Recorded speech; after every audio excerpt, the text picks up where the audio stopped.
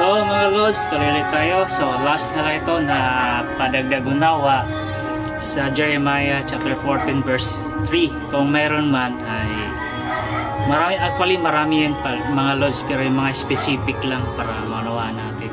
Kasi maliwanag naman doon sa verse na napapahiya sila. So sa Jeremiah chapter 23 verse 40, yung tinatawag na perpetual shame. So yung mga nobles, mga Lord, mga politicians, pastors, ministers, or etc.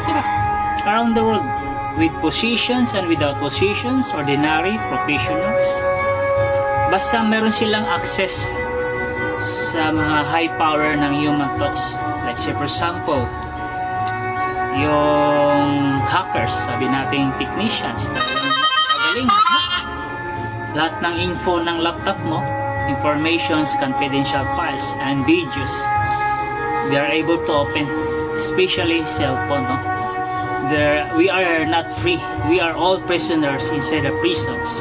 Only innocents are free. So, alam niyo yung mga karakter, no? Magnanakaw, nakasilip sa'yo, hindi mo alam, nakawan ka na. Sila yung nagpe-perform ng kalaman mo.